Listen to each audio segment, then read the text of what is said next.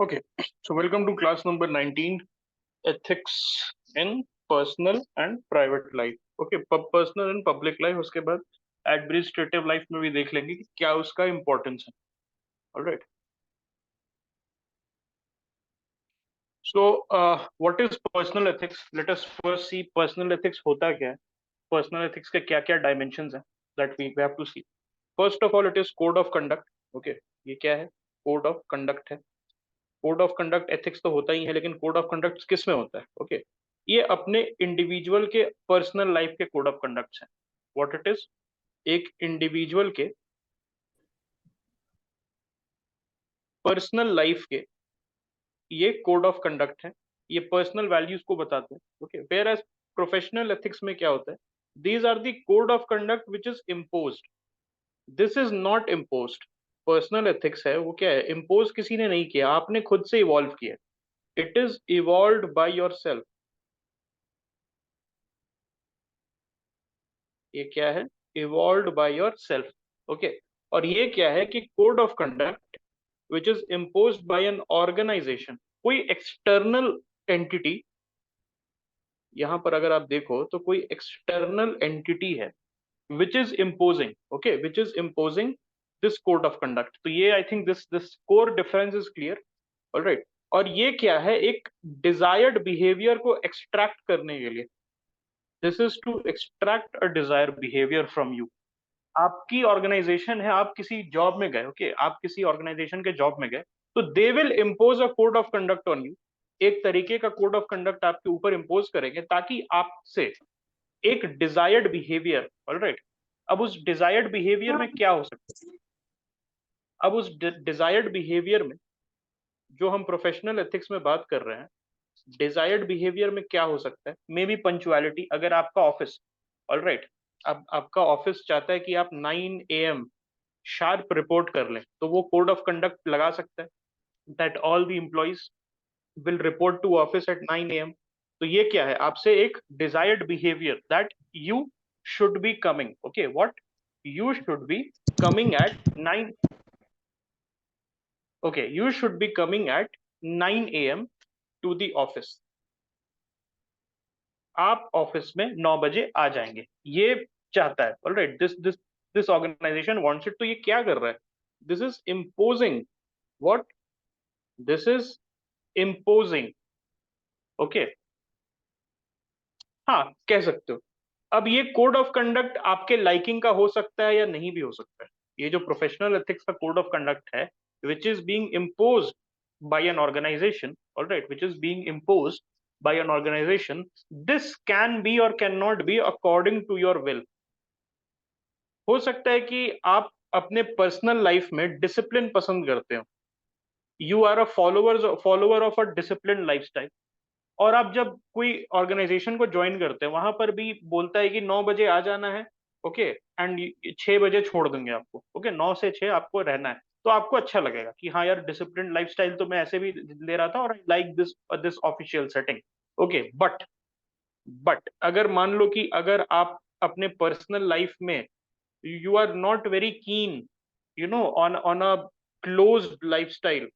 आप चाहते हो कि नहीं यार, मैं नौ अगर मैं 9 से 4 में काम कर ले रहा हूँ, ठीक है, अगर मैं 9 से 4 में काम किया, 9 से 2 में मेरा काम खत्म हो जा रहा है, why I am not being allowed to go home. Okay, I do not like this. But आपने क्या है कि ऑर्गेनाइजेशन ज्वाइन की है, एक सैलरी ड्रॉ कर रहे हो, एक सैलरी ड्रॉ कर रहे हो, you are drawing what? A salary. तो आपको उसके कोड ऑफ कंडक्ट मानने हैं.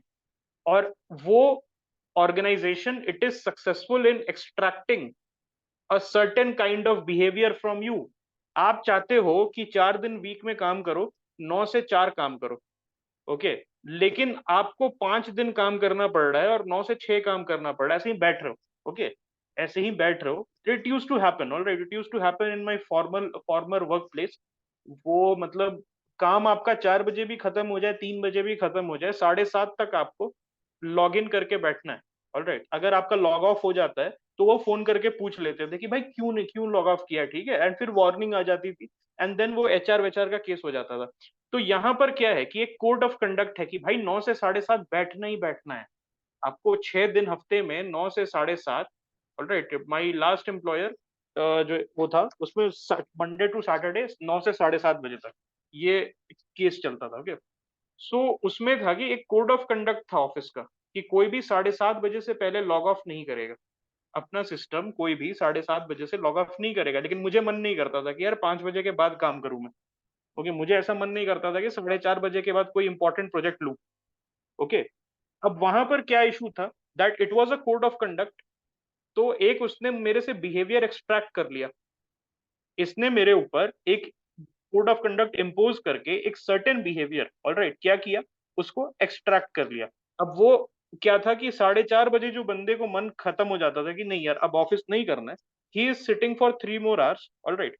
तो ये चीज है that it may or may not be according to your will, whereas personal ethics it is according to your will.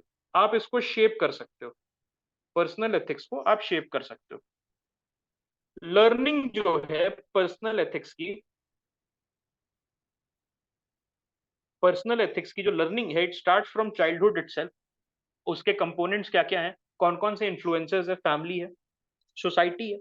Society मतलब इंडियन सोसाइटी नहीं, आप जिस गली मोहल्ले में रह रहे हो, whichever you know whichever colony you are living in, वो सोसाइटी की हम बात कर रहे हैं। जिस स्कूल में गया, एजुकेशन सिस्टम, और जो रिलीजन को फॉलो करते हो।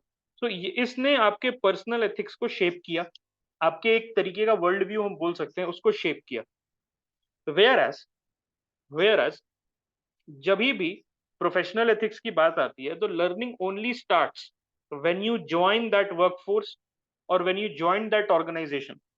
अब सपोज एक कंपनी है ए, और वो एम्प्लॉय को सर्टेन कोड ऑफ कंडक्ट मानने के लिए बोलती है कि भाई आपको ये कोड ऑफ कंडक्ट मानना है, आपको यूनिफॉर्म पहन के आना पड़ेगा, आई कार्ड हमेशा डालना होगा। ओके, मे बी आप छुट्टी नहीं ले सकते हो बिफोर दिस हॉलीडे, या इस हॉलीडे पे छुट्टी नहीं मिलेगी। तो these are the code of conduct. तो ये बंदा कब लर्न करेगा, when does the person learn this thing, when he will join this company A or not? Okay, when he will join this company A, then only। बचपन से तो नहीं सीख के आएगा ना कि भाई कंपनी ए में जाना है, तो यूनिफॉर्म पहन के बैठा रहेगा 1 साल की उम्र में कि भाई इस बंदे को ना कंपनी ए ज्वाइन करना है, या आई कार्ड पहन के बैठा रहेगा 1 साल की उम्र से कि भाई इसको तो कंपनी ए ज्वाइन करना है तो अभी से सिखाते हैं। ऐसा नहीं होता है। तो ये जो पर्सन है, सपोज इसने कंपनी ए से जॉब छोड़ी और ये कंपनी बी में गया, कंपनी बी में दूसरा code of conduct, company B में दूसरा कोड ऑफ कंडक्ट प्रेजेंट है। तो वहां पर जब वो ज्वाइन करेगा कंपनी ए से, तब वो कंपनी बी के कोड ऑफ कंडक्ट को सीखेगा। तो ये देखो जो पॉइंट है, that learning starts later in life when one joins any workforce or any corporate or any company or any organisation. Okay, आप आईपीएस हो, आईपीएस के certain conduct, code of conduct and ethos होते हैं। Army के, army में आप lieutenant हो तो उसके कोड ऑफ कंडक्ट होते हैं। बचपन से तो नहीं सीख के आओगे ना कि आर्मी में कैसे बिहेव करना है, ठीक है, कैसे एड्रेस करना है सीनियर्स को। ऑलराइट, बचपन से तो कोई नहीं सिखाता है आपको। When you join the IMA, when you join the NDA, वहां पर पता चलता है अच्छा ऐसे आपको बात करना है। ओके, जब आप एनपीए ज्वाइन करोगे तब पता चलेगा अच्छा आईपीएस अगर आपके सीनियर है तो उनको ऐसे सल्यूट करना है। अब उनको ऐसे ऐसे तो नहीं करते हो, आप ऐसे तो नहीं करते हो, ठीक है, कि बचपन से कॉलेज में ही सबको सल्यूट कर रहे हो कि भाई सीनियर को तो सल्यूट करना होगा। ऐसा कोई नहीं करता है। ओके, सैनिक स्कूल में भी उस तरीके से नहीं सिखाया जाता है। सैनिक स्कूल में भले आपको डिसिप्लिन और physical some desirable, okay, ethical code of conduct सिखाया दिया जाता है, लेकिन उस लेवल की तैयारी नहीं होती है। भाई पुलिस स्कूल यूजलेस है, पुलिस स्कूल की बात नहीं करो, ठीक है, मोर और लेस यूजलेस ही रहता है पुलिस स्कूल। सैनिक स्कूल ठीक है, सैनिक स्कूल तब भी ठीक है, police school is utterly useless. तो पुलिस स्कूल का तो मतलब हम बात नहीं कर सकते, ऑलराइट, पुलिस स्कूल का हम लोग बात नहीं कर सकते। बट सैनिक स्कूल में होता है कि ठीक है, वहां पर कुछ 2-3 चीजें सिखा दी जाती हैं। Alright, maybe police school down south from where you are coming वहां पर ठीक ठाक होगा, but my experience has been कि यूजलेस ही होता है। Okay, now acts according to own conscience. जब आप इसमें बात कर रहे हो पर्सनल एथिक्स में, तो मैंने पहले ही बता दिया था कि मोल्ड, ओके, ऑलराइट, मोल्ड आप कर सकते हो। According to your own will. यहाँ पर आपकी विल पावर चलती है, आप आपकी मर्जी चलती है। ओके, क्या चलती है? आपकी मर्जी चलती है, ऐसे ही लिखते हैं ना, मर्जी, टक। ओके, सो मर्जी चलती है आपकी पर्सनल एथिक्स में। आपको कोई फोर्स नहीं कर सकता, आप अपने कॉन्शियंस से, ऑलराइट, आप अपने कॉन्शियंस से काम काम कर सकते हो। यहाँ पर नहीं, you have to act according to the laws और customs of the organisation. You have to what? Act according to the laws and customs of the organisation. Okay, हो सकता है कि आप मे बी आप बहुत फ्रीली बात करते हो अपोजिट जेंडर से। ओके, अपोजिट जेंडर से आप बहुत फ्रीली बात करते हो इन योर पर्सनल लाइफ। आप अपने गली मोहल्ले स्कूल वगैरह में बहुत फ्रीली बात करते हो, लेकिन सपोज आपने कोई ऑर्गेनाइजेशन ज्वाइन की and that organisation tells you कि no, you can not talk to the opposite gender, तो वहां पर आपका फ्री विल काम नहीं करेगा।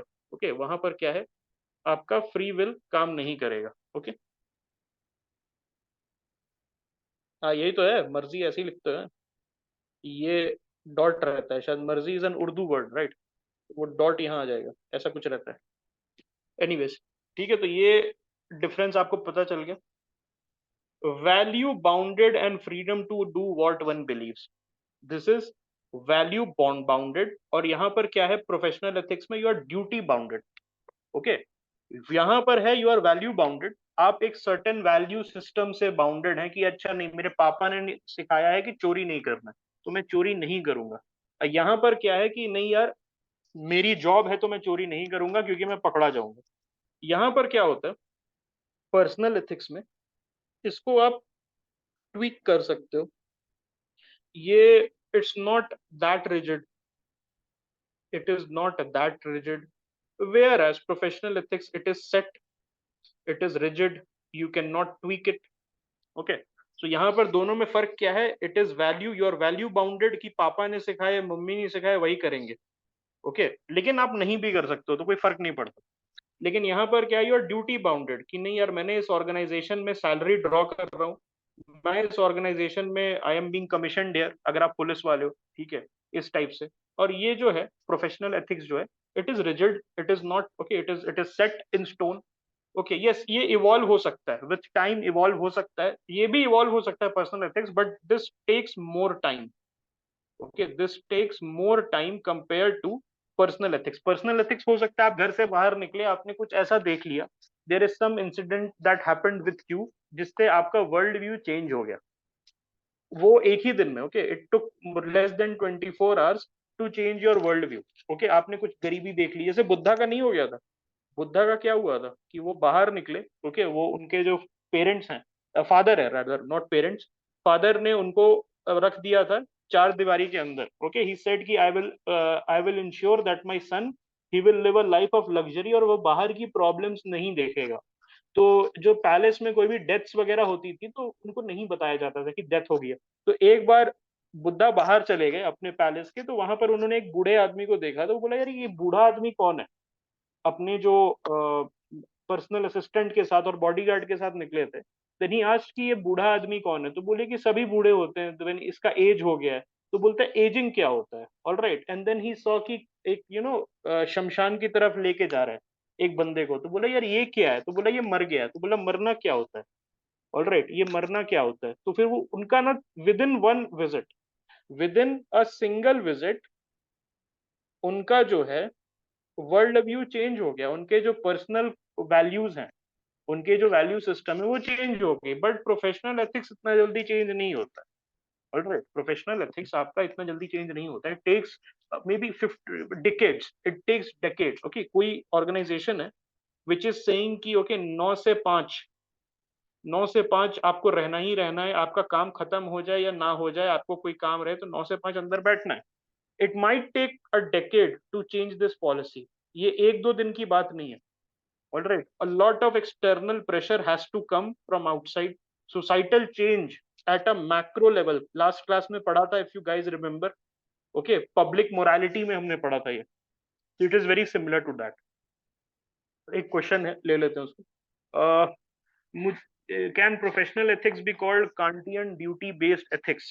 It is very close to that. It is not exactly that, but it is very close to that. Okay, duty based ethics में क्या होता है कि आपको आउटकम पे, यहाँ पर आउटकम पे फोकस नहीं है।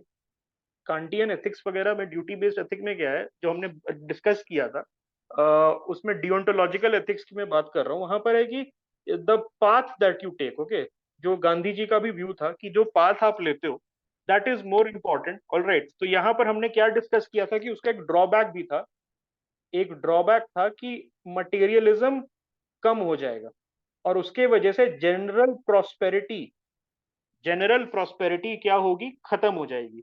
अगर देखो, अगर आपने आउटकम पे फोकस नहीं किया, which is not a focus of Immanuel Kant's deontological ethics, तो वहां पर क्या होगा कि मटेरियल आउटकम कम होने लगेगा और जनरल प्रॉस्पेरिटी, मैंने ये भी बताया था कि human beings are material beings, okay, इनको सेटिस्फाई करने के लिए, उनका बेसिक प्राइमल नीड सेटिस्फाई करने के लिए आपको मटेरियल चाहिए। तो वो मटेरियल पे फोकस नहीं है। वेराज प्रोफेशनल एथिक्स में ऐसा कुछ लिखा हुआ नहीं है कि आपको आउटकम पे नहीं फोकस करना है। देखो, प्रोफेशनल एथिक्स होता क्या है, आप अगर आईएएस हो तो यार आउटकम पे फोकस तो होगा, राइट? आईएएस हो, आप अगर सॉफ्टवेयर डेवलपर हो तो आउटकम पे फोकस होगा, आपको बग फिक्स करना होगा। ऐसा तो नहीं बोल सकते ना कि मैंने बग फिक्स करने में निकला था, मैंने बहुत अच्छा कोड लिखा, अब ये मेरे ऊपर नहीं है कि वो काम करेगा कि नहीं करेगा। सो that is actually against professional ethics. Professional ethics होता क्यों है, ताकि आउटकम निकल पाए।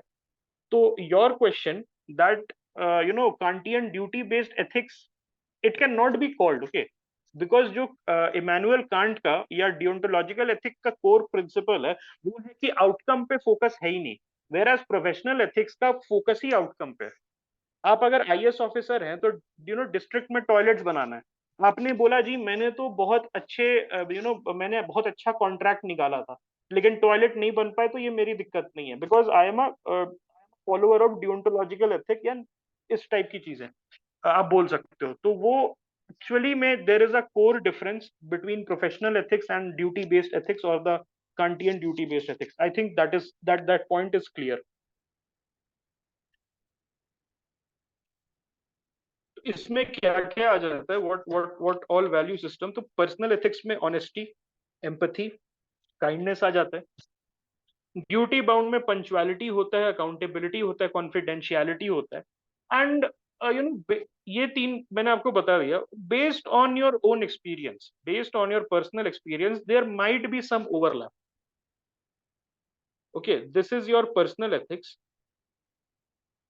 And this is your professional ethics. तो होता है ना, आपने सुना होगा कि बहुत लोगों को कि आपने जैसे इस कंपनी को क्यों चुना। Suppose there is a person who has two offers, A company and B company, okay, ऊपर देखो थोड़ा सा, तो ए उसको 14 लाख का पैकेज दे रही है और बी कंपनी उसको 10 लाख का पैकेज दे रही है।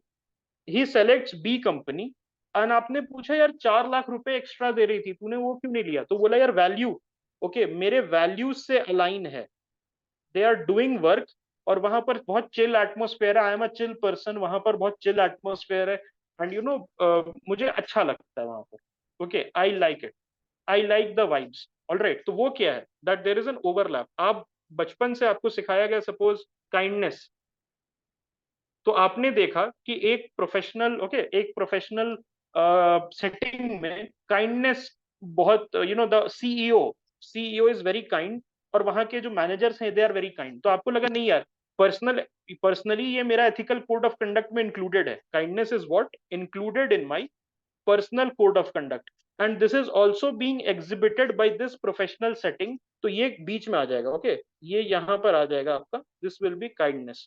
उसी तरीके से पंचुअलिटी में भी हो सकता है, पंचुअलिटी में भी इस टाइप की चीजें, यस, ए कंपनी हो सकता है, देखो दूर पड़ने वाला भी हो सकता है, दैट बी कंपनी आपके घर के पास है, तो वो आपका वैल्यू क्या है, वैल्यू क्या है कि टाइम सेविंग। आपको बचपन से सिखाया गया है कि time saving and relax lifestyle. आप 18-20 किलोमीटर ट्रैवल करके, 40 किलोमीटर एक तरफ से ट्रैवल करके, 4 लाख रुपए एक्स्ट्रा करके आप क्या कर रहे हो, आप अपने फैमिली के साथ, ओके, आप क्या कर रहे हो, अपने फैमिली के साथ कॉम्प्रोमाइज कर रहे हो, ये आपका वैल्यू है, ये पर्सनल एथिक्स में आ जाएगा। आप क्या कर रहे हो, ज्यादा अगर दूर है, सपोज 4 लाख रुपए एक्स्ट्रा दे रहा है, and the company is 20 kilometers far away or 30 kilometers farther away, then company B which is giving you 4 lakhs less. तो वहां पर आप क्या बोल रहे हो, नहीं यार 4 लाख रुपए कम लेंगे, लेकिन फिर क्या करेंगे, अपने फैमिली को ज्यादा टाइम देंगे, अपने आप को ज्यादा टाइम देंगे, जो मेरा 2 घंटे बचेगा कम्यूट में, उससे मैं जिम वगैरह ज्वाइन कर लूंगा, I will play with my kid, I will take care of my parents, ऐसा इस टाइप का आप कुछ कर सकते हो। तो ये आपके पर्सनल एथिक्स को दर्शाता है। बट जहां पर ओवरलैप होता है, तो there are some overlaps based on your personal experience between personal ethics and professional ethics. Okay.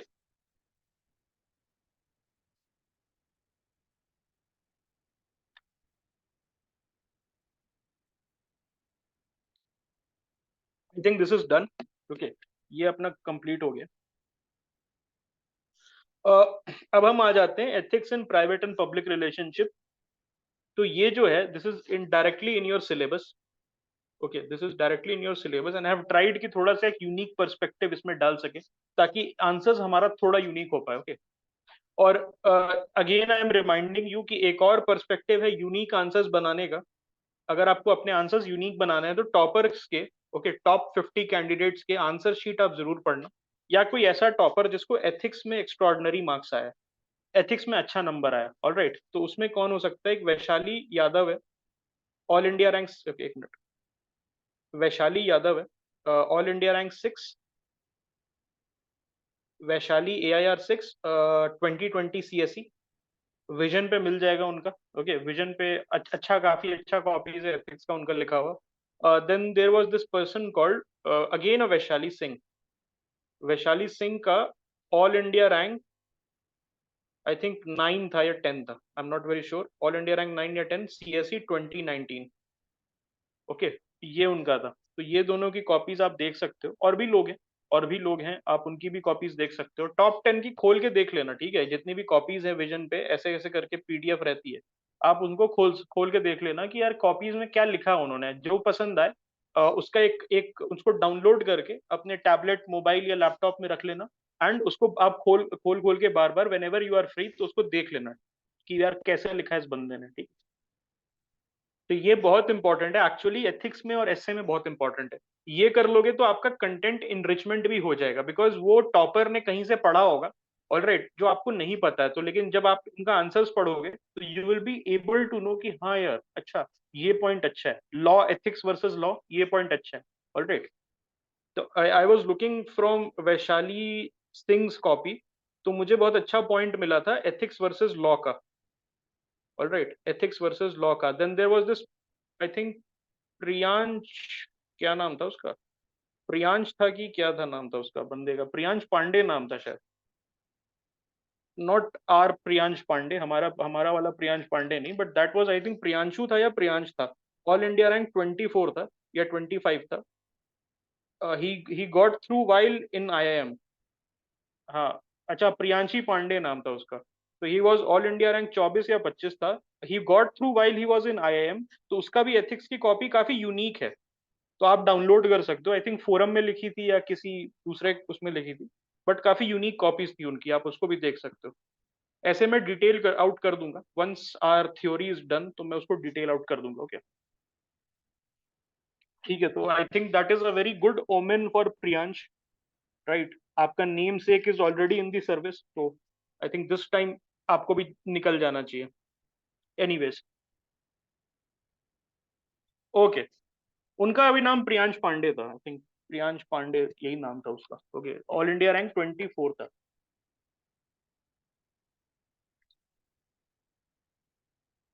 Okay, तो अब देखते हैं ethics in private and public relationship, direct syllabus से उठाया गया। प्राइवेट रिलेशनशिप पहले होता क्या है वो देख लेते हैं।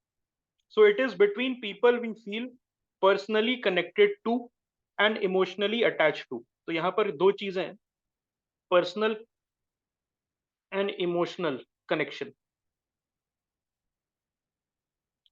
This relation develops in close spaces. Okay, तो अगेन जो इंटीमेसी इन्वॉल्व है, आप अपने फैमिली के साथ रहते हो, आप अपने फ्रेंड्स के साथ क्लोज स्पेसेस में रहते हो। ओके, क्लोज स्पेसेस में रहते हो। यहां पर एक और है, that public relationship also has a chance to develop into private relationship. Public relationship ध्यान से सुनना, has a chance, has a fair chance to evolve into what, into private relationship. Okay,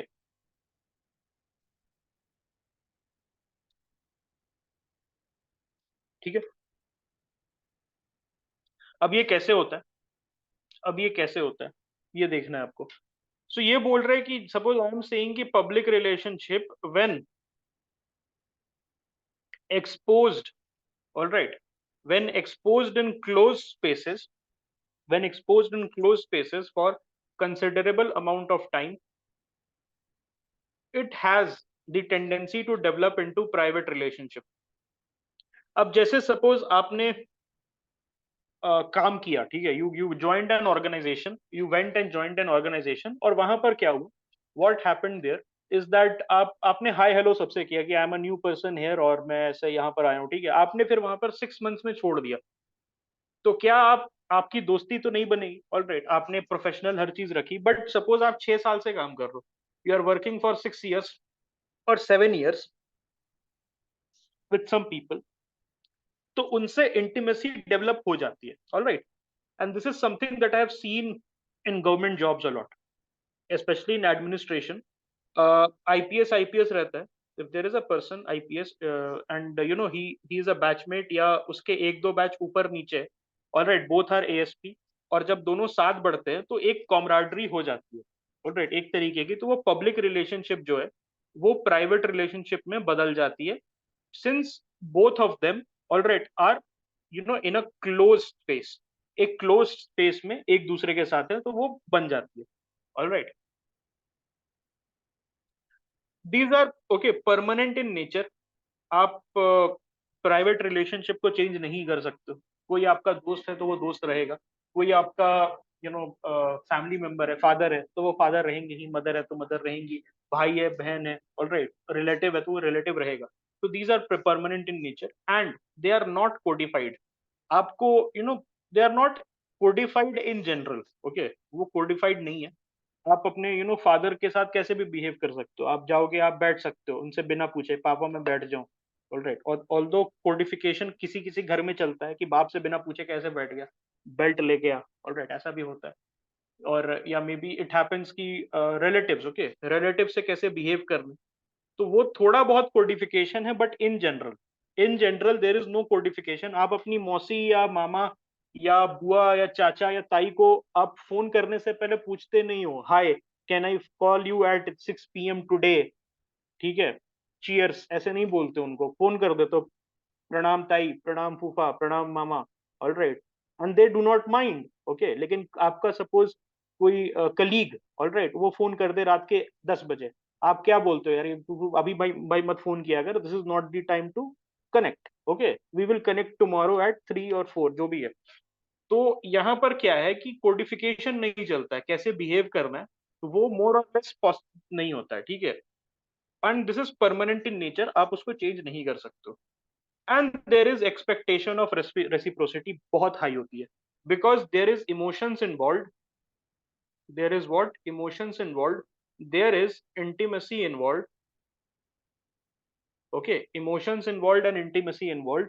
तो वहां पर क्या होता है, what happens here is that कि आप एक्सपेक्ट करते हो, आप एक्सपेक्ट करते हो कि यार मैंने अगर इमोशंस डाले हैं इस रिलेशनशिप में तो मुझे कुछ वापस मिलेगा, मुझे कुछ वापस मिलेगा, ठीक है। आप एक्सपेक्ट करते हो कि आप अगर आप टॉप करें एग्जाम में तो आपके पापा मम्मी शाबाशी दें।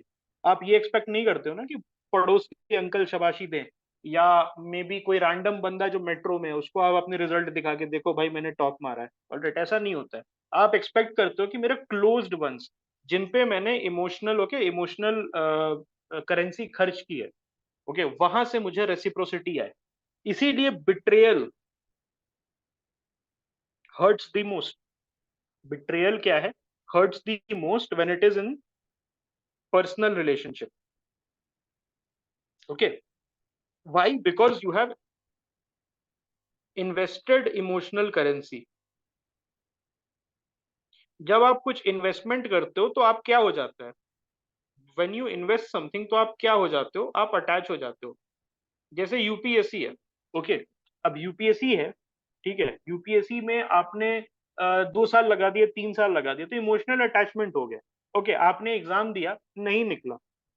ओके, तो आपको खराब लगा यार, नहीं निकला, ठीक है, 2 बार से दे रहा हूँ, 3 बार से, 4 बार से, वट एवर दैट इज, नहीं नहीं निकल रहा है। बट सपोज आपने कोई एग्जाम दे दिया, कोई रैंडम एग्जाम भर दिया, ऑलराइट, जिसका फॉर्म लास्ट दिन आपने भरा, आपने तैयारी भी नहीं की, वहां चले गए आप, और वहां पर फेल हो रहे हो, तो आपको फर्क नहीं पड़ रहा है, because there is no emotional currency involve, there is no attachment involve. उसी तरीके से ऐसे समझो कि private relationship is the examination, जिसकी तैयारी आपने बहुत अच्छे से की है, तो आप कुछ एक्सपेक्ट कर रहे हो। सो रेसिप्रोसिटी, अगर मैंने यूपीएससी के 100 टेस्ट लगाए हैं प्रीलिम्स के, तो मैं रेसिप्रोसिटी चाहूंगा, that UPSC I have invested something in you, give me something back. उसी तरीके से आपको लगता है यार, मैंने अपने अपने बच्चे को या अपने पेरेंट्स पे इतना इमोशनल करेंसी खर्च किया है, ओके, मैं उनको हॉस्पिटल लेके गया, या मैंने इसकी पढ़ाई करवाई बच्चे की, ऐसे की, तो वह रेसिप्रोसिटी का एक्सपेक्टेशन होता है। ये चीज पब्लिक रिलेशनशिप में नहीं है। आप एक्सपेक्ट नहीं करते हो कि आपका कोई जो इमोशंस है वो बाहर वाला समझे बंदा, ओके, जो जो जिससे आपका अटैचमेंट नहीं है, जिसपे आपने कुछ खर्चा नहीं किया है, जिसको आपने पाला पोसा नहीं है, okay.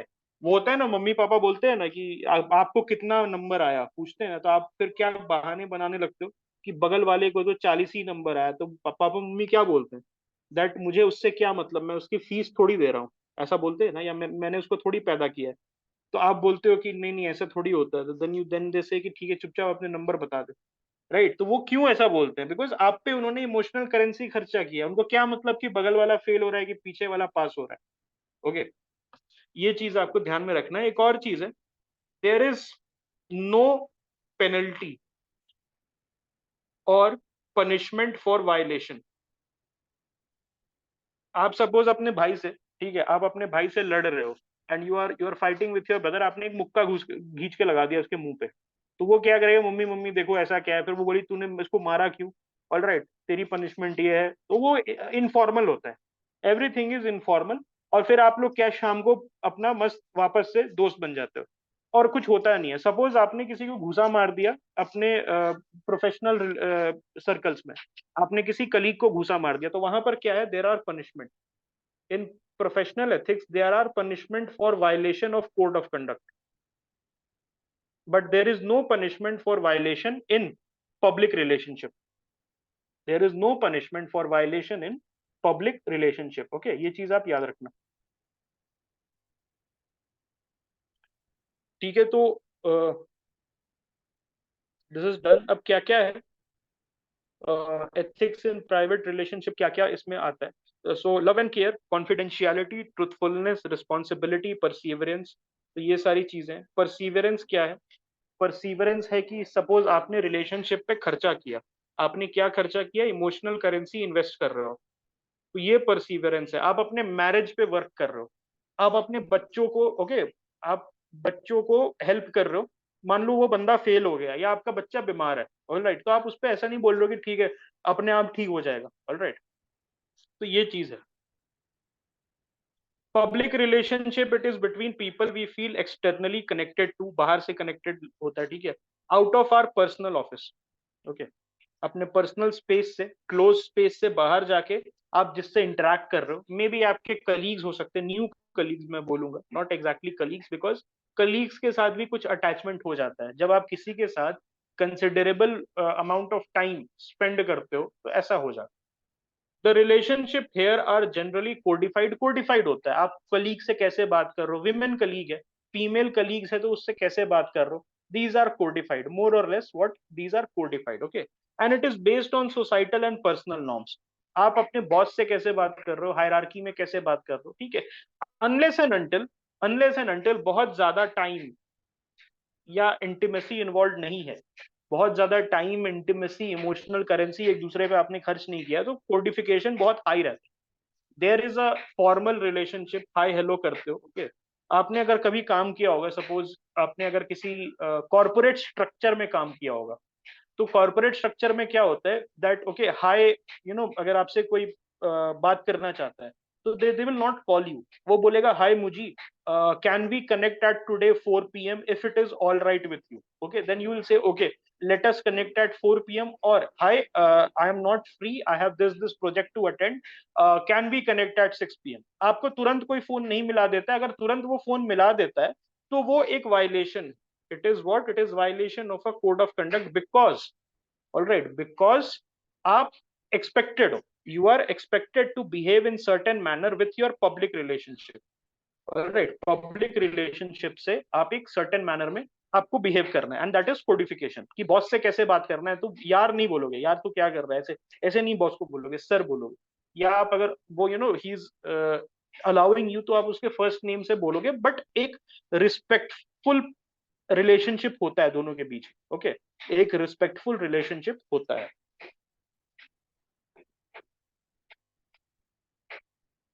Violation of code of conduct has implications unlike private relationship. अगर आपने अपने बॉस को यार या कुछ गाली गाली वगैरह दे दी, ठीक है, तो वहां पर इम्प्लीकेशन है, आपको टर्मिनेट कर दिया जाएगा, आपके ऊपर केस चलेगा, ये वो फलाना ढिमकाना, बहुत सारी चीजें, ओके। लेकिन आपने घर में अपने भाई बहन को गाली दे दी या थप्पड़ मार दिया, ओके, तो वहां पर क्या, वहां पर पनिशमेंट नहीं, unless and until that spirals out of control, तो फिर you come under the ambit of law. लेकिन मान लो कि एक थपकी लगा दी या कुछ गाली गलौज कर दी, तो फिर वहां वहां पर उतना रिपरकशन सीवियर नहीं है जितना सीवियर, ओके, बाहर के रिलेशनशिप में। And actually this gives you a example of domestic violence by men. आप अगर देखोगे तो आप generally it has been my experience that people who indulge, okay, people who indulge in domestic violence, जो अपनी बीवी से मारपीट करता है, ओके, स्पेशली मेन के केस, so they are very okay, very bahar mein in public setting, they are generally okay, very well behaved, or they okay take abuses, और they take abuses from public setting, और जाके वो फिर domestic violence करते हैं। तो या why they indulge in domestic violence, DV में क्यों indulge करते हैं, because repercussions नहीं है। suppose a person is frustrated, a person, all right, a person is frustrated, तो वो जाके घर पे अपने बीवी बच्चों को मारपीट करता है। Why? Because repercussions are very less. अगर वो अपने ऑफिशियल सेटिंग में, अपने ऑफिस में जाके किसी से गाली गलौज कर देगा, तो उसको पता है there are violations, okay, there are violations which will be punished, punishment है, आपको जॉब से निकाल दिया जाएगा, ठीक है, तो मे बी उसके दारू का खर्चा, उस दिन का चिकन और दारू का खर्चा नहीं निकलेगा, तो वो क्या करता है, दिन भर का फ्रस्ट्रेशन लेके, दैट पर्सन दिन भर का फ्रस्ट्रेशन लेके, and he is not able to vent it out because there are punishment for violations, तो वो घर जाता है और घर जाके फिर इंडल्ज करता है। अब इसके लिए यहाँ पर एक और चीज देखोगे, दैट गवर्नमेंट अब क्या कर रही है, बहुत इंपॉर्टेंट चीज है, समझो, एक बहुत ही ब्यूटीफुल कंसेप्ट है, that why the government is stepping into your bedroom, why the government is stepping into your bedroom. Domestic violence act article 498A, marital rape, ये सब क्या है, गवर्नमेंट आपके घर पे आ रही है, आपके घर में क्या हो रहा है, आपके घर में आ रही है। पहले क्या होता था, that there were zero repercussions of what you were doing, of what you were doing, because public and private ethics, ठीक है, पब्लिक रिलेशनशिप में आप किसी को मारपीट नहीं कर सकते हो, वो आप पे केस कर देगा, ओके, फिर वो ये सब चीजें होंगी। लेकिन पहले जीरो रिपरकशंस होती थी, आप अपने वाइफ को मार सकते थे, ऑल राइट, वाइफ बच्चे को मार सकते थे, ठीक है। अब क्या है, that the government realise this, that नहीं यार, पब्लिक पब्लिक रिलेशनशिप में भी क्या, पब्लिक रिलेशनशिप में भी we need, there is a need to okay step in and introduce punishment for violations of private relationship, sorry, not public relationship, I meant private relationship। उनको लगा कि यार public में तो चलो हमने असॉल्ट का केस, मैन स्लॉटर, मर्डर, ये सब डाल दिया, लेकिन प्राइवेट रिलेशनशिप जो बीवी बच्चे के साथ है, रिलेशनशिप मैन का, ओके, वहां पर we need to step into the man's bedroom और introduce some kind of punishment. तो आप देखोगे कि it has gone down, although it still exists, domestic violence still exists, okay, domestic violence still exists, but at the same time, due to the introduction of punishment for private relationship violation, for the violation of private relationship, now that those incidents have gone down. Okay, तो ये चीज आपको समझना है. Why are such cases prevalent? West influence कैसे बोल सकते हो आप? वेस्ट में आई डाउट उस लेवल पे होता है जितना इंडिया में होता है. Okay, I don't think that is right. हाँ, daru is alcohol is a major issue in lower circles specially, even in higher circles, but lower circles में बहुत बड़ा इशू है. And I can not tell you how many times, almost जितनी भी maid servant आती हैं हमारे घर में काम करने, उनके हस्बैंड उनको पी के मारते हैं. And this is like a chronic problem. This is like a chronic problem. Why? क्यों पी के क्यों मारते? वो बाहर जाके क्यों नहीं मर्दानगी दिखाता है बंदा? बाहर जाके क्यों नहीं वो किसी को सोट के आता है, किसी को पीट के आता है? What is the reason? उसके पीछे का रीजन क्या है? नहीं, सोसाइटल प्रेशर नहीं है. उसके पीछे आई नो कि पनिशमेंट मिलेगा. अगर मैं हिट करूंगा तो I am not emotionally attach to that person. अगर मैं हिट करूंगा तो ये मुझे वापस हिट करेगा. There are repercussion. लेकिन वो जानता है कि ये बीवी है मेरी, कहाँ जाएगी? चार थप्पड़ मार दूंगा तो ये भाग तो नहीं जाएगी, या ये वापस नहीं कर सकती है because she is my wife. तो ये बाहर जाएगी तो इसी की किरकिरी होगी, बिकॉज हमारी सोसाइटी वैसे बनी हुई है. ऑलराइट, अगर आप अपने प्रॉब्लम्स बाहर लेके जाओगे सोसाइटी को, तो सिंपैथेटिक उतनी नहीं रहती है हमारी सोसाइटी.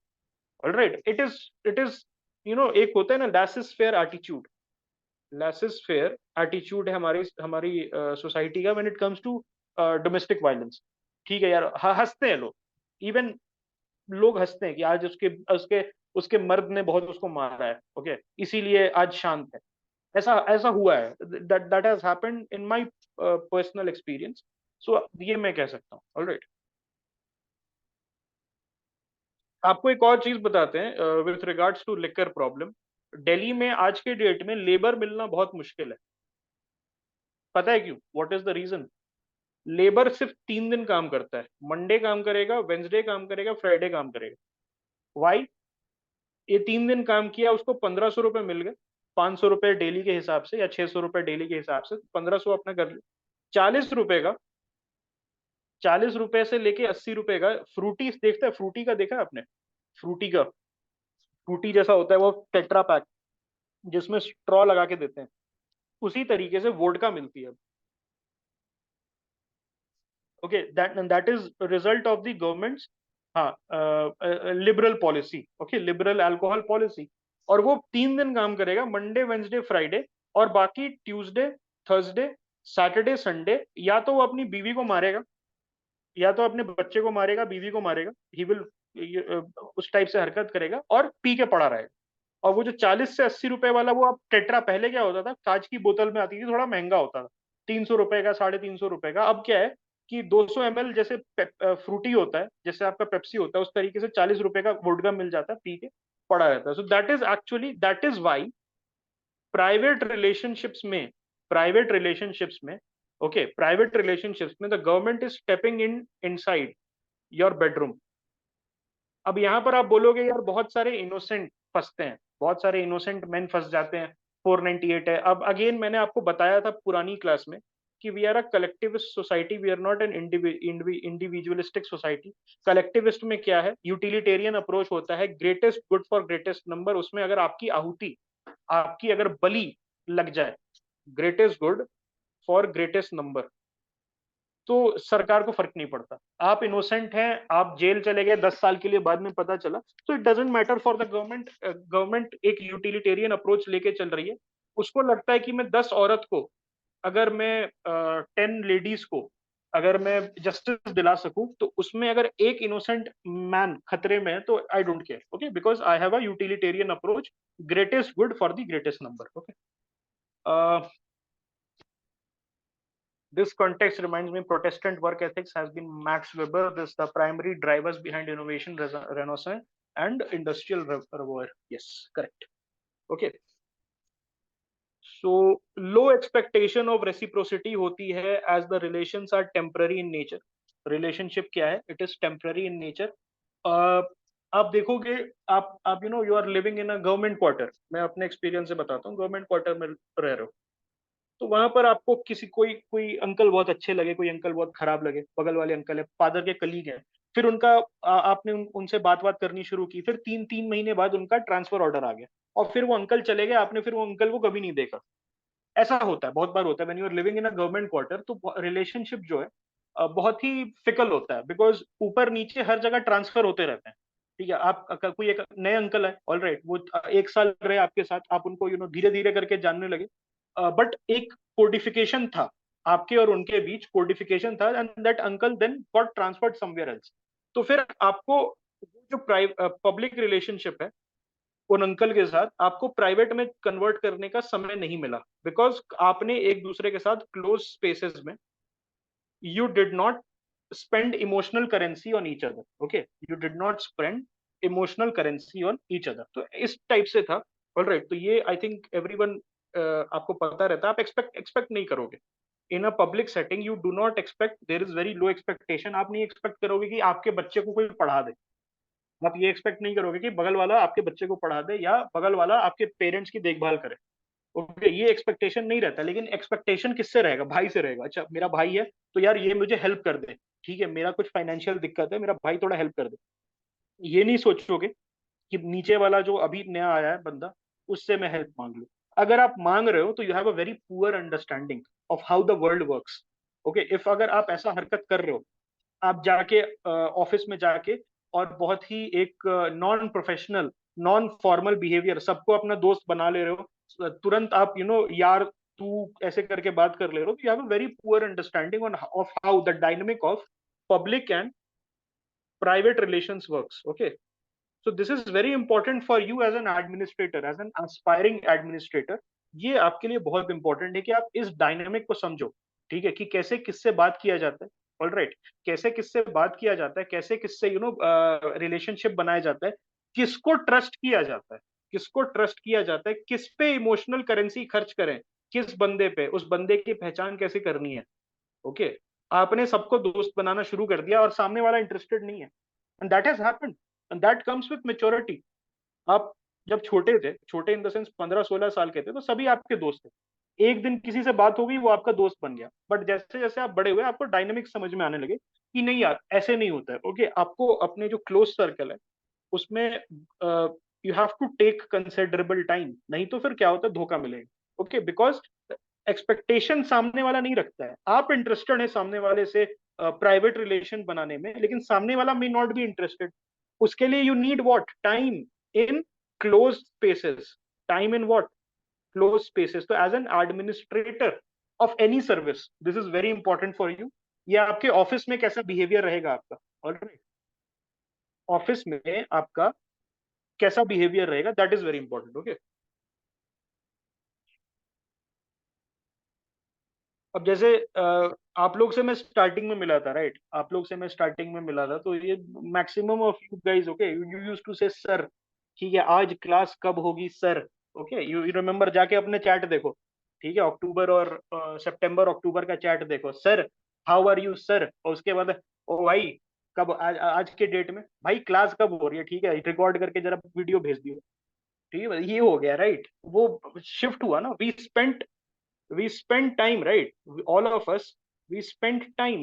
ठीक है, तो वो क्या हुआ, वहां पर जो एक फॉर्मेलिटी थी, ठीक है, वहां पर जो फॉर्मेलिटी थी, हाँ भाई 500 रुपए, भाई वो तो सही था, अंकित मिश्रा वाला, राइट। तो गाइज रिमेम्बर क्या हुआ था, ठीक है, वो बंदा आया, आप लोगों से अच्छी अच्छी बात किया थोड़ी ऊपर ऊपर से, और सबसे 500 500 रुपए मांग के चला गया, और हमें पता भी नहीं चला। तो ये एक लेसन था हमारे लिए कि नहीं, उस बंदे को हमें टाइम देना था। ओके, उस बंदे को हमें टाइम देना था। ठीक है, अब मान लो आज श्रीवत्स विल आस्क, ठीक है, कि भाई मेरा वॉलेट नहीं मिल रहा है, या आई लास्ट श्रीवत्स कि भाई ठीक है मेरा वॉलेट, या अंकित से मैं पूछूंगा, अभी से पूछूंगा, ओके, रंजन से पूछूंगा, ओके, बहुत लोगों से यहाँ से पूछ सकता हूँ कि भाई मुझे पैसे दे दो, तो दे विल नॉट हेजिटेट कि हाँ यार ये तो जान पहचान का है। Right? लेकिन उस समय हमें पता था कि भाई जो बंदा 2 दिन के लिए आया था हमारे ग्रुप पे, जो 2 दिन, ऑल राइट, जो 2 दिन के लिए आया था मेरे ग्रुप पे, ओके, मैंने उसको उस पर ट्रस्ट किया, इमोशनल करेंसी खर्च खर्च किया उस पे, and he was not interested, वो 500 रुपए लेके चला गया, उसने सबको ब्लॉक कर दिया। ओके, ठीक है, तो वो तो कहानी अलग ही थी भाई, वो क्या, वो तो भाई वो भी पहना हुआ था, that guy was wearing CGL inspector, that guy was wearing CGL inspector का नहीं, ओवर एक साइज बड़ा, अपने से एक साइज बड़ा वो यूनिफॉर्म भी पहना हुआ था, राइट? सो ठीक है, एनीवेज। तो एथिक्स क्या क्या है पब्लिक रिलेशनशिप में? Openness, honesty, integrity, rule of law, uniformity. Uniformity of what? Uniformity of many things. Uniformity of what? Uniformity of many things, जैसे ऑलराइट बिहेवियर। एक दिन आप प्यार से बात करके, एक दिन आप फॉर्मली बात करके, दूसरे दिन इनफॉर्मल नहीं हो सकते। You have to be formal day in and day out, alright? So uniformity of behaviour, uniformity of conduct, it is important. Okay,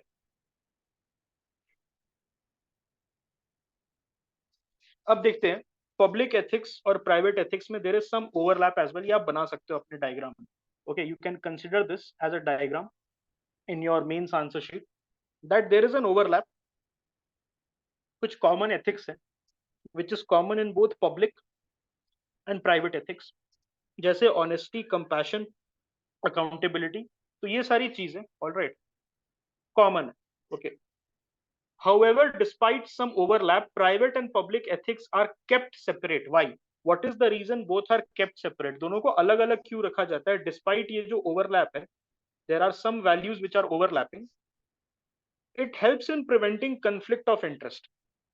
Okay, conflict of interest prevent करने में, आप जैसे देखो, I'll tell you this example. आप IAS बन जाते हो, तो during Diwali and during festivals, आपके यहाँ पर बहुत सारी चीजें आएंगी।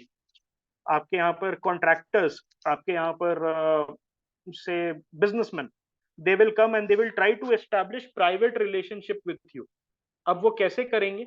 आपको अपने बच्चों के या अपने भाई भतीजों के वेडिंग में इनवाइट करेंगे। आप जब उनके वेडिंग में जाओगे, they will get you clicked कि भाई मेरे वेडिंग में आए थे आईपीएस साहब, आईएएस साहब, and he at at my daughters or my भांजास or my brothers wedding. Okay, फिर वो क्या करते हैं? आपको गिफ्ट्स देते हैं। They will come bearing gifts, और उससे क्या होता है? They are investing emotional currency in you, and they will then expect reciprocity कि भाई मैंने तो डीएम साहब के साथ एक अच्छा रिलेशन बना दिया है, डीएम साहब मेरे भाई की शादी में आए थे। And it happens in small towns, I tell you this what this happens is कि आपको बुला लेंगे, आप गए, alright, you go to some small town as DM, या आप एसडीएम बन के गए और आपको तुरंत इनवाइट आ गया, ऑलराइट, वो तुरंत आपको इनवाइट आ गया कि भाई यहाँ इस मैरिज हॉल में, ऑलराइट, इस मैरिज हॉल में शादी हो रही है और आप गेस्ट ऑफ ऑनर है हमारे।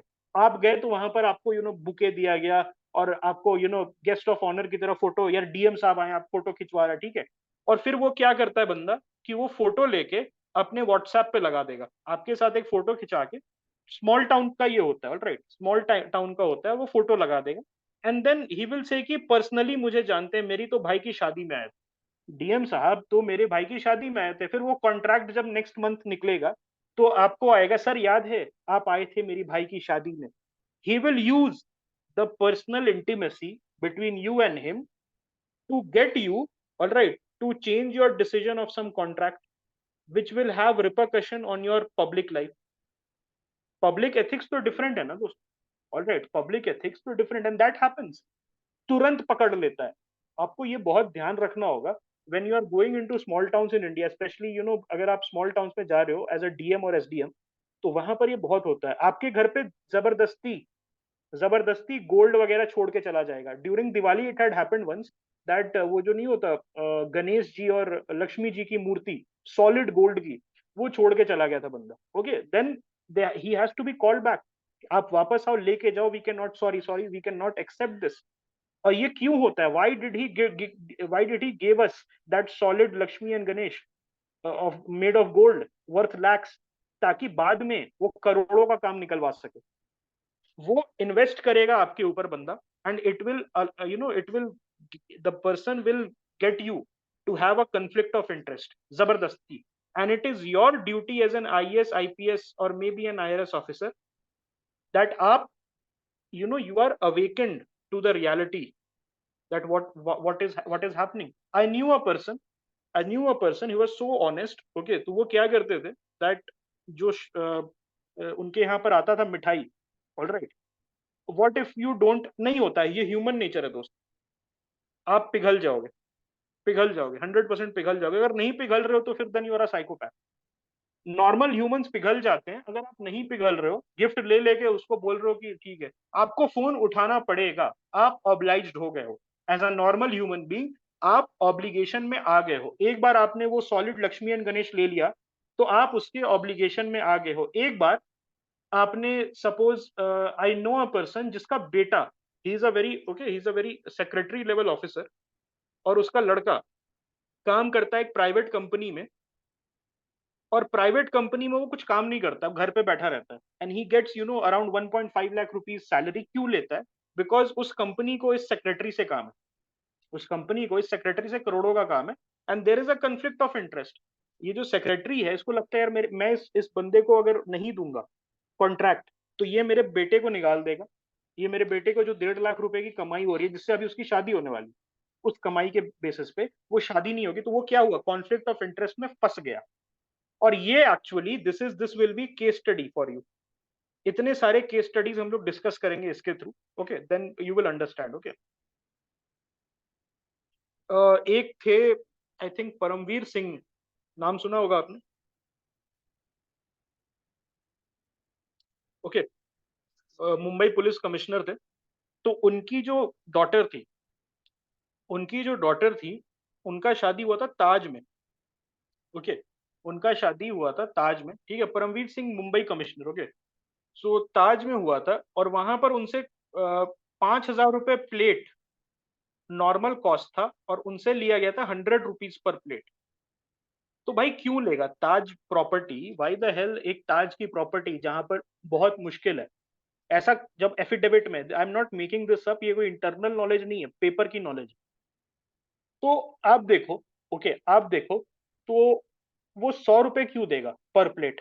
जो शादी का खाना है 100 रुपए पर प्लेट, ऐसे वो 5,000 लेता है, 5,000 रुपए पर प्लेट से स्टार्ट होता है। तो ताज ने बोला अपने स्टेटमेंट में कि हमने जी नए हमारा नया प्रॉपर्टी खुला था, तो हमारे वैल्यूड गेस्ट थे, ओके बहुत वैल्यूड गेस्ट थे, इसीलिए हमने इनको 100 रुपए पर प्लेट दे दिया एज अ प्रमोशन ऑफ, कि और लोग आएंगे। बट उसके पीछे का रीजन क्या था कि ताज कल को कोई लफड़े में पड़े, कोई पुलिस केस हो जाए ताज पे, कोई गेस्ट पुलिस केस करके चले जाए, तो ये जो महाशय हैं ये बचा सके। ऑलराइट, ये जो महाशय हैं ये बचा सके। तो ये एक बेसिकली रहता है, ठीक है, ये एक बेसिकली थॉट प्रोसेस रहता है।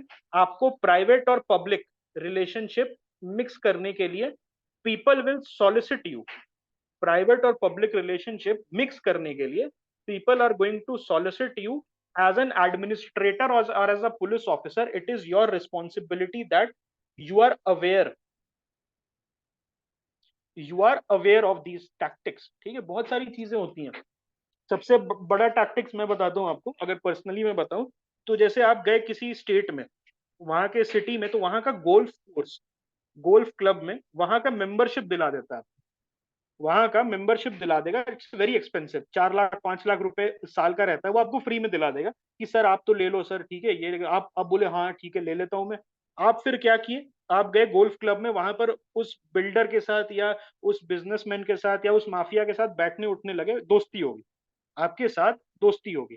ठीक है, उसके बाद क्या हुआ, कंफ्लिक्ट ऑफ इंटरेस्ट। कल को वो मर्डर केस में फंसेगा, तो आप क्या कर रहे हो, अपनी रातों की नींद खराब करके उस बंदे को निकलवाने में, कि यार कुछ हो नहीं सकता है, उसके ड्राइवर पे केस लगा दो, ऐसे लगा दो वैसे लगा दो। And this question had come in your UPSC case study. Question क्या था, आई टेल यू, एक बार डिस्कस कर लेंगे बाद में। क्वेश्चन वाज कि आप विशाखापट्टनम में हैं, और विशाखापट्टनम में आपकी ट्रांसफर, आपकी पोस्टिंग है as a commissioner, Visakhapatnam municipal corporation. Okay, और विशाखापट्टनम म्यूनिसिपल कॉर्पोरेशन में आपका जो पोस्टिंग है, वहां पर आपकी वाइफ को ऑनररी मेंबर बना दिया, ऑनररी मेंबर बना दिया ऑफ सम वो नहीं होता वुमेन्स क्लब, वुमेन्स क्लब का, और आपकी वाइफ बहुत खुश हैं।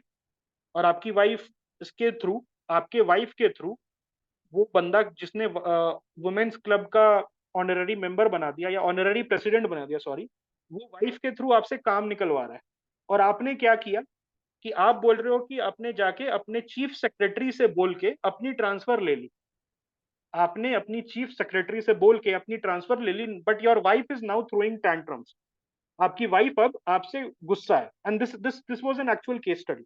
तो आप क्या करोगे एज एन एडमिनिस्ट्रेटर? और वो जो बंदा है जिसने आपकी वाइफ को वुमेन्स क्लब का प्रेसिडेंट बनाया था, वो आपकी वाइफ पे प्रेशर डाल रहा है बहुत, and your wife is in turn pressuring you कि आप उसका काम कर दो, एंड दिस हैपेंस। ऑलराइट, होता है यार, बहुत होता है। ओके, ये this is one of the common, most common. वो उसमें हुआ था दोस्त, गैंग्स ऑफ वासेपुर में नहीं था? गैंग्स ऑफ वासेपुर में बना दिया था दोनों को यूथ यूथ का चेयरमैन। यस, ठीक है। Again finally, ethics in public life, तो it is geared towards welfare of society, it is guided by social values, it is codified, okay, it is about being impartial, all right, and punishment for violations, okay, punishment for violation। तो वो case study देख लेना, I think 2017 या 18 का case study था। Just go and see that Visakhapatnam, you are appointed as a commissioner to Visakhapatnam, okay, उससे start हो रहा था, म्युनिसिपल कमिश्नर।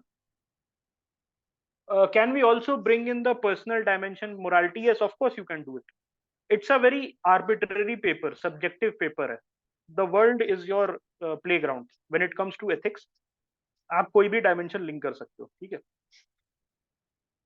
तो क्या क्या है public life, why it is there, why ethics in public life is important, उसके पीछे का रीजन क्या है दोस्त?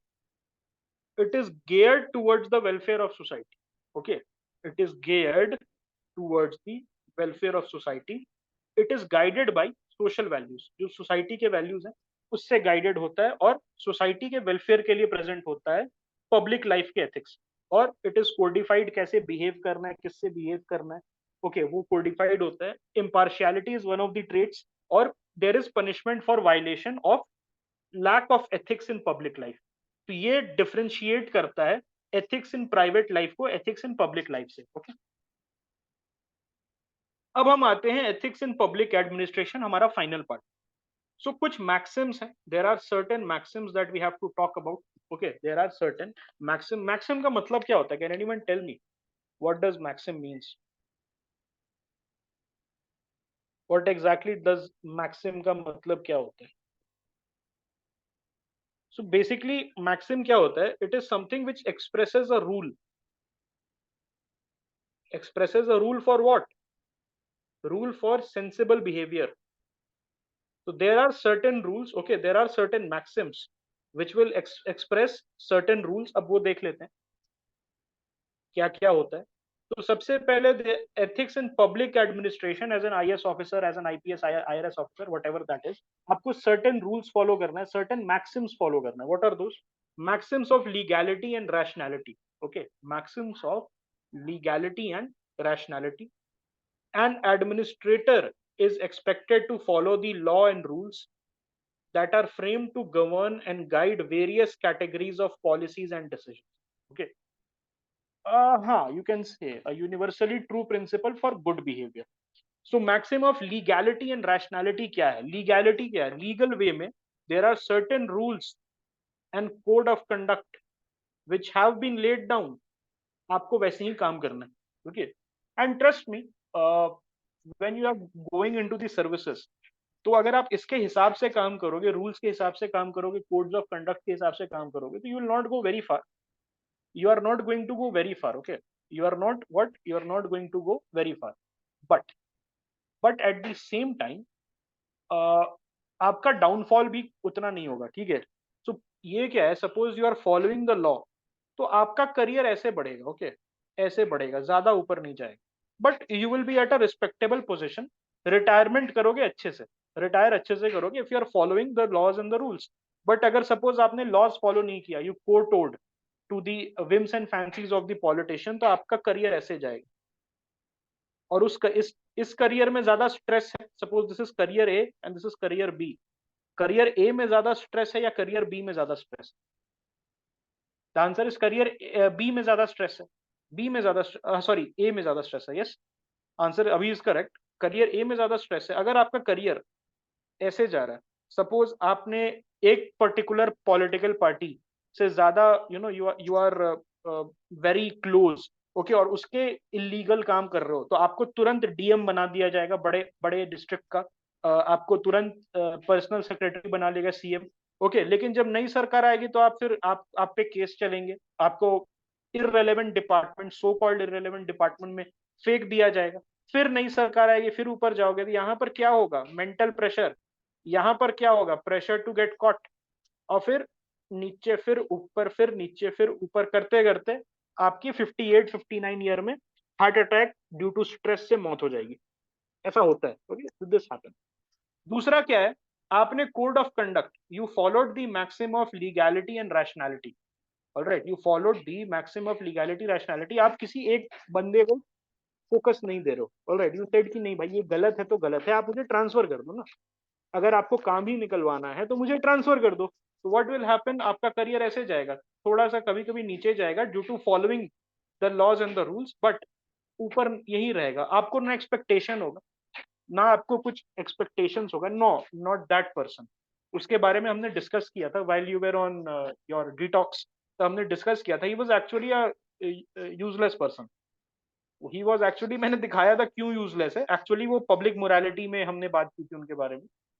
तो बेसिक क्यों यूजलेस है वो, उनके बारे में भी हमने डिस्कस किया था। तो वो होता है ना, चाणक्य ने एक चीज बोली थी कि अगर आप जो सबसे स्ट्रेट ट्री होता है जंगल में, सबसे स्ट्रेट ट्री होता है वो सबसे पहले कटता है। थोड़ा सा अपने आप को टेढ़ा मेढ़ा बनाओगे तो काटने में दिक्कत आएगी। तो this was said bye Chanakya in is अर्थशास्त्र। सो ये लीगैलिटी एंड रैशनैलिटी फॉलो करो। All right, legality and rationality follow करो, अपना एक रिस्पेक्टेबल करियर बनाओ, पब्लिक एडमिनिस्ट्रेशन में रिस्पेक्ट लो। ओके, नो नॉनसेंस ऑफिसर के नाम से जाने जाओ। ठीक है, that is all right, that is, yes, that is one of the things. Then comes your maximum of responsibility and accountability. Uh, as a civil servant, you have to feel a sense of responsibility and accountability towards your actions and towards your job, towards your duties and towards your people, towards all the stakeholders. आपको एक responsibility feel होनी चाहिए कि आप अगर एक SP हैं district के, तो आपके अंदर 3500 पुलिस वाले, 3,500 policemen, you are the kaptan, so called kaptan, the leader of 3,500 policemen। आप उनके लिए रिस्पॉन्सिबल हैं, आप उनके लिए अकाउंटेबल हैं। एंड द 20 लाख पीपल उस डिस्ट्रिक्ट के, on an average, okay, on an average 20 lakh लोगों का आपको देखना पड़ता है एज एन एसपी और सीनियर एसपी। आपको 20 लाख लोगों का, 20 लाख लोगों का, और आपको गुड एंड बैड ये देखना पड़ता है। आप पे, आपके ऊपर डिपेंड करता है। तो आपको एक sense of accountability, alright, yes, accountable for both actions as well as consequences, that is correct. Maximum of commitment and excellence. Okay, you have to be committed.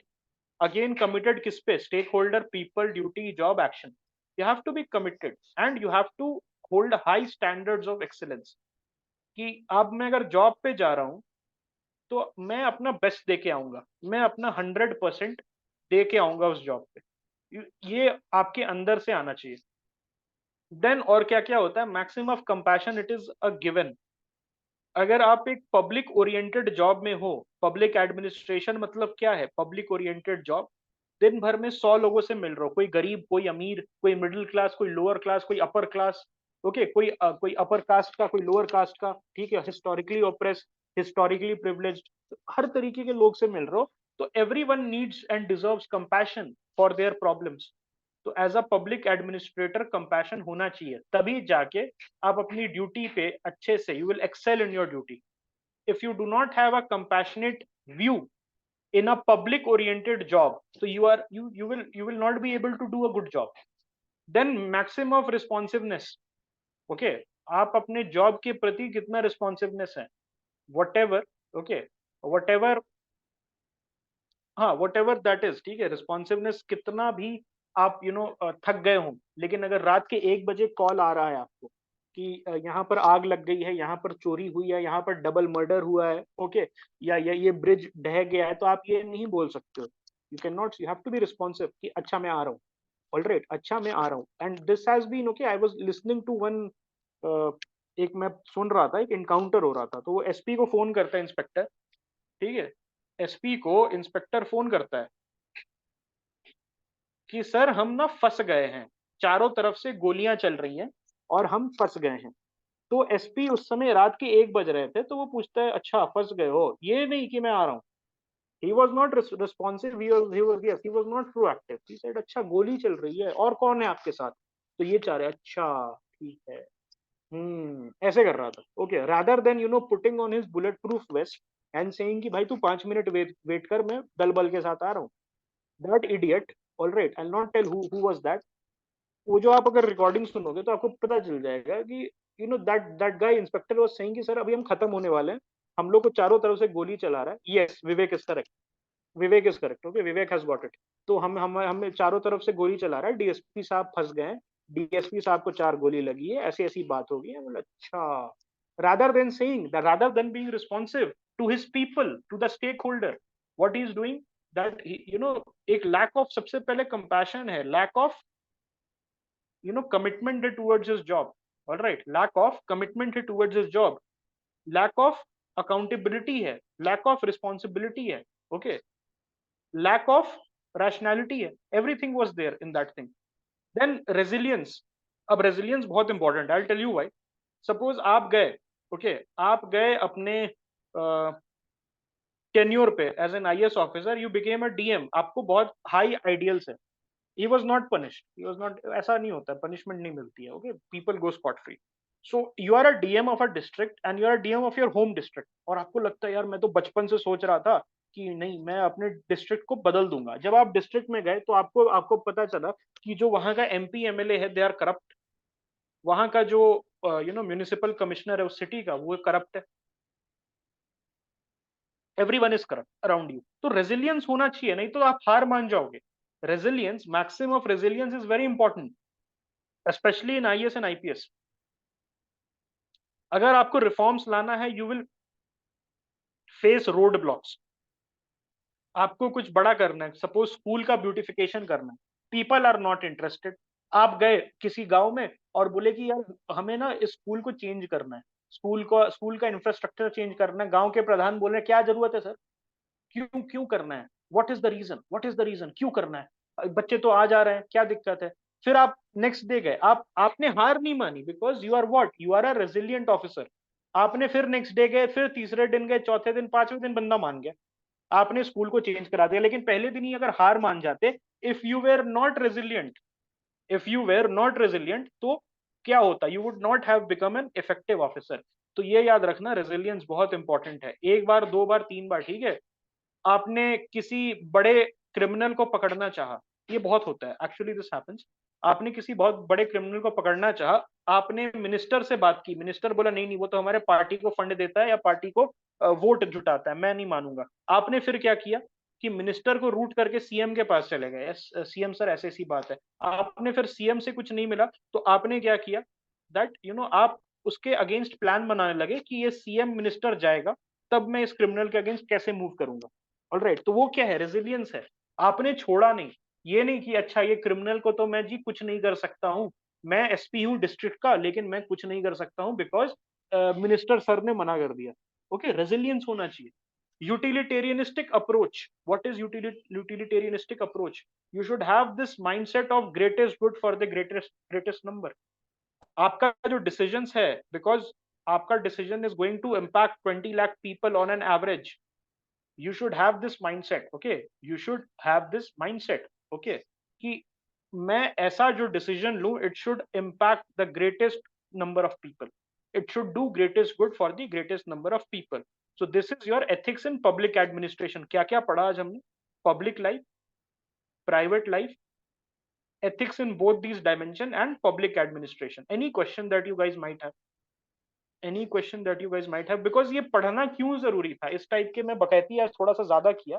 What is the reason, because I will be introducing case study, और case study में answer लिखना है तो बकैती करना पड़ेगा। मतलब ये जो एग्जांपल्स दिया मैंने कि कैसे आपको फंसा सकता है, या कैसे आपको आपका पब्लिक और प्राइवेट लाइफ का जो बीच का जो डिस्टेंस है, उसको people are there in the society who are ready to violate it. आपको आपको they will force you to violate, and then they will trap you in the crisis of conscience and in a conflict of interest। तो आप कैसे बच सकते हो, because now case study आने वाली है थोड़े दिन में, we are going to move towards case study. इस टाइप की अगर आपको अंडरस्टैंडिंग नहीं हो, इस टाइप की अगर आपको अंडरस्टैंडिंग नहीं होगी, तो you won't be able to write good answers, because आपका वर्ल्ड व्यू अभी एक्सपैंड करना। ऑलराइट, वर्ल्ड व्यू जब तक एक्सपैंड नहीं होगा, तब तक आप एक बहुत अच्छा 4 पेज का आंसर नहीं लिख पाओगे। Okay, so any questions that you guys might have?